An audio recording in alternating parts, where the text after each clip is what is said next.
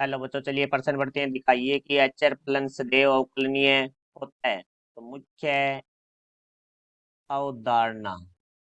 तो देखो, हमारा जो प्रश्न है वो अवकलनीयता से संबंधित है। देखो, अवकलनीय कोई फलन है वो कब होता है? जब उसका हमारा बायां अवकलज है वो दायां अवकलज के बराबर होता है, तो जो हमारा फलन है वो अवकलनीय होता है।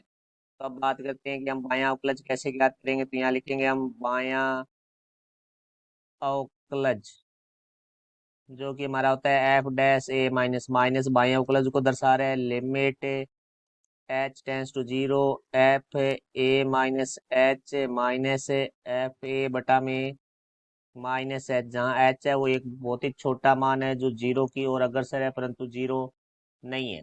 उसके बाद हम बात करेंगे दायां अवकलज। तो जो हमारा दायां अवकलज है वो होता है एफ डैश ए प्लस बराबर है limit H tends to zero F A plus H minus F A बटा में एच, जहाँ ए है वो हमारे जिस मान पर हमें फलन अवकलनीय जांच करना है वो मान होता है। तो अब देखो, हम पर्सन के बारे में बात करते हैं। तो पर्सन में दिया गया अचर फलन, तो हम मान लेते हैं मानना एफ एक्स बराबर सी एक अचर फलन है हमारा। ये हमारा अचर फलन है। अचर फलन वो होता है जिसके अंदर है हमारी चर राशियां ना हो, ओनली केवल अचर पद हो। तो अब देखो भाई, अब हमें इसे जांच करना है सभी सदैव। सदैव का अर्थ है कोई मान है हमारा ए जो कि बिलोंग्स टू आर, आर के सभी मानों के लिए हम जांच करेंगे कि ये अवकलनीय है या नहीं है।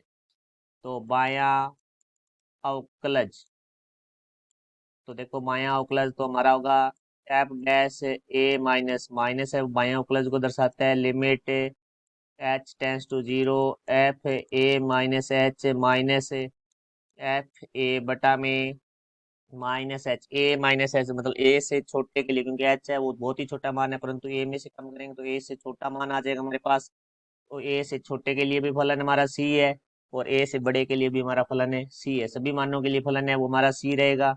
तो यहाँ से हमारे पास आ जाएगा limit H tends to zero, तो सी माइनस ए पर भी हमारा जो फलन है वो सी रहेगा, क्योंकि अचर है इसका मतलब ये फलन है बदलता नहीं है किसी की एक्स के किसी भी मान के लिए, बटा में माइनस एच। तो यहाँ से आ जाएगा limit H tends to zero, zero बटे माइनस जीरो में किसी भी संख्या का भाग देते हैं तो हमारे पास आता है जीरो। तो limit H tends to zero, तो यहाँ से लिमिट रखेंगे तो हमारे पास आ जाएगा जीरो। अब हम बात करते हैं दायां अवकलज के लिए। तो हमारा जो दायां अवकलज है वो होगा एफ डैश ए प्लस, तो limit H tends to zero F A plus H minus F A बटा में एच। तो यहाँ से आ जाएगा limit H tends to zero F, क्योंकि जो फलन है वो हमारा एफ एक्स बराबर सी है।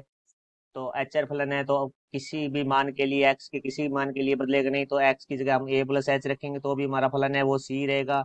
माइनस ए पे भी हमारा फलन है वो सी रहेगा बटा में एच। तो यहाँ से हमारे पास आ जाएगा limit H tends to zero शून्य बटा एच। शून्य में हम किसी भी संख्या का भाग देंगे तो हमें शून्य ही प्राप्त होगा, तो यहाँ लिमिट रखेंगे तो हमारे पास आ जाएगा शून्य। तो यहाँ से हम देखते हैं जो हमारा बायां अवकलज है वो बराबर है दायां अवकलज। तो देखो, हमने जो एक मान लिया था ए जो कि बिलोंग्स टू आर था, आर के सब कोई भी मान हो सकता है, तो हम लिखेंगे एक्स बराबर ए बिलोंग्स टू आर के लिए अचर फलन